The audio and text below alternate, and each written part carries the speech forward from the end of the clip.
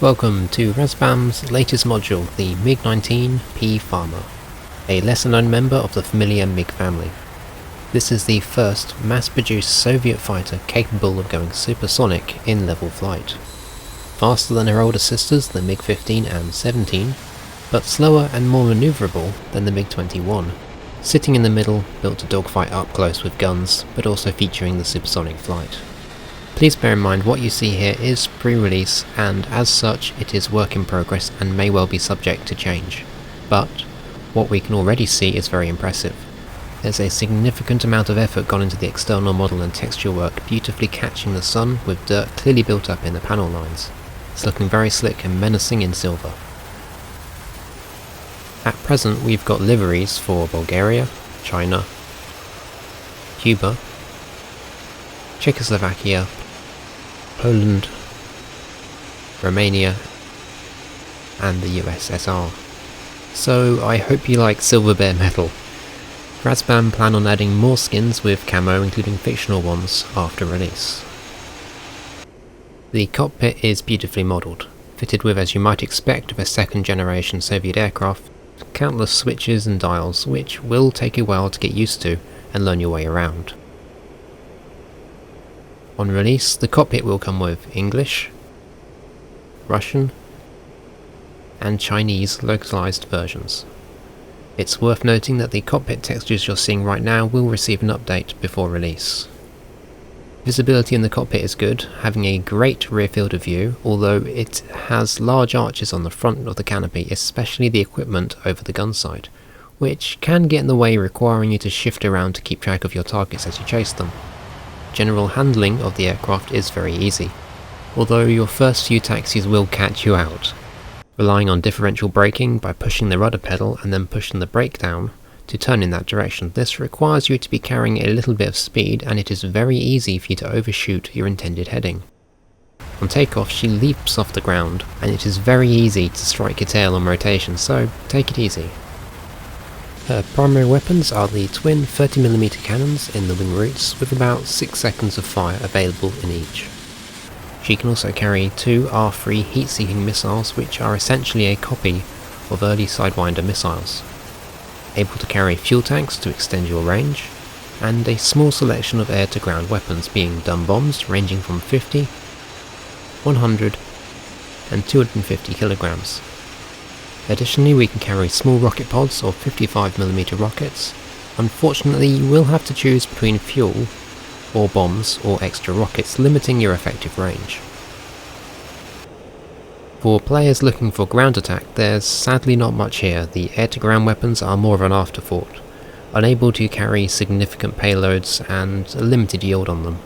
You'll be attacking soft targets and troops with high explosives. Whilst the cannon is effective at gunning down light armour and trucks, its limited ammunition will leave you defenceless if hostile aircraft arrive. Even so, when loaded up with weapons you will feel the weight in sustained turns, as energy will bleed off quickly, but generally the aircraft won't feel like a pig, but you will want to drop your tanks before you engage in a dogfight. There is no computer assistance for aiming here, so you'll have to pull out release charts for bombs and set reticle depressions the old-fashioned way. The rockets suffer from a significant drop-off, so you're best employing them from a steep dive, otherwise you can find yourself getting too close to the target in an attempt to get them to hit, exposing you to ground fire. In air-to-air, however, I have found the MiG-19 to be a very potent dogfighter, able to match the F-5 easily. I'm sure she'll be a fierce opponent on Cold War servers, accelerating quickly with a light load, a strong sustained turn rate and able to fight in the vertical. It's very forgiving and solid. High speed turning feels stable and controlled, but as speed decreases and the angle of attack increases, she'll start giving you warnings when you're pushing too hard. The wings will buck from side to side and shortly after tip into a stall. Recovery from even fairly extreme stalls is as simple as releasing the controls, letting the nose drop, and she'll return to controlled flight.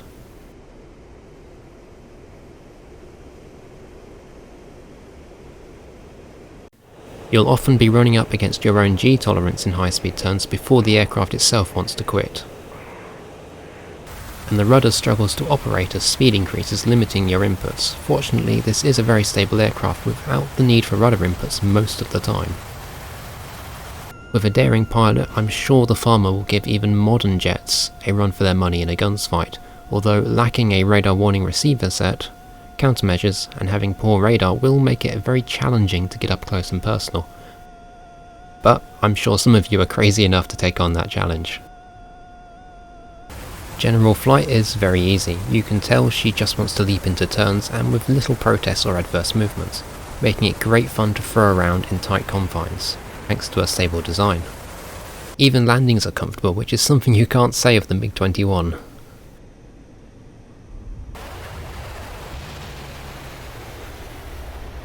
With external fuel tanks, you'll find yourself with a surprising amount of range, able to patrol for a good while hunting for targets. The systems available to us are fairly limited as she lacks modern avionics.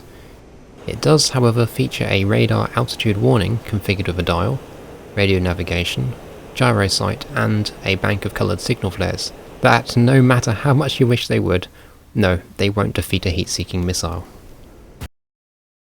The aircraft's most advanced system is a pair of radars in the nose, one for searching and a second for acquisition of targets to provide aiming assistance.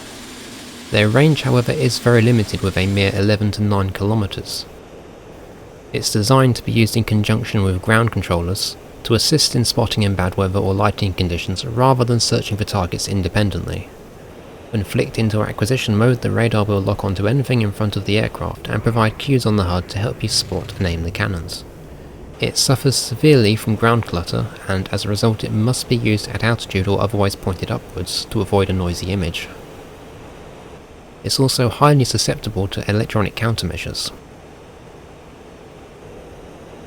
The MiG is considered an all-weather, day and night interceptor. Although it would struggle to dogfight in the dark, the radar-assisted gunsight combined with ground control intercept guidance allows the MiG to engage bombers or other non-manoeuvring targets at altitude in total darkness, with a bit of experience. This is achieved with the gyro sight assisted by radar ranging. In a dogfight, however, the gyro cannot keep up, it'll bounce around uselessly. You can easily learn to operate the basics of this aircraft in one evening, and be feeling reasonably comfortable in it quite quickly. So if you're looking to dive into many hours of study to learn the small details, you may find it lacking. But on the other hand, those who are looking for an easy module to get into, not quite a Soviet equivalent to the F-5, lacking modern avionics required to survive in a modern world of radar-guided missiles, but it is an interesting fighter where you'll be able to focus on the flying and fighting far more than fumbling about with your systems. Despite her lack of technology, this doesn't make the MiG-19 a pushover. The combination gives you a very enjoyable dogfighter not weighed down by avionics and weapons. This makes the MiG-19 a very hands-on visual aircraft. It'll be up to you to get the most out of her with your eyes, twin 30mm cannons and 14,000 pounds of thrust. In VR, using a Vive, the cockpit is snug with reasonable room for moving. I have had some concerns going in that it might be difficult to read the gauges, especially with a pixel density setting of 1, but to my pleasant surprise, they were actually very clear, without needing to use the zoom control to read them. I think this is partly because the instrument panel is actually fairly close to you and the dials are a good size. You will, however, find yourself hitting your head against the canopy as you try to look around from time to time in a dogfight. But the cockpit feels awesome. Every detail you'd expect to see is 3D modelled and gives plenty of depth. Shifting around the cockpit and interacting with controls was not an issue, and in many respects is actually easier than on a monitor with head tracking. In particular, the double sights and the front canopy arches look great and are far less obtrusive with 2 viewpoints, rather than how it is with one on a 2D monitor. I've had a little difficulty with the gun sight and radar reticule blocking my ability to see aircraft I'm chasing, but this is more a general problem with the low resolution of VR. If we had a smooth analog zoom like you would have normally, it might be somewhat alleviated, but of course that's down to Eagle Dynamics or the next generation of VR headsets. So, where does she sit in terms of DCS? Well, she'll fit in well with late Vietnam era missions alongside F-5s, MiG-21s, Hueys, the Community A4 Skyhawk, and with AI aircraft bulking up the roster. Sadly, we're lacking player-controlled aircraft such as the Phantom II or Century series aircraft like the Super Sabre or Starfighter, but I'm sure there will be some creative uses within a later Cold War scenario, mixing it together with MiG-21s and air defences to simulate a weaker world powers air force. In the future, I'm sure the MiG-19 will become a great adversary for the F-4 Phantom module.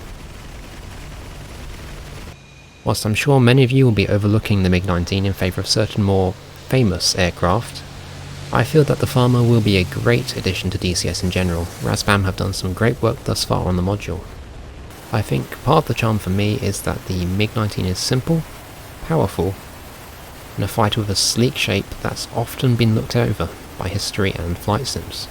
We're getting to explore a time period that's been so far quite limited within DCS.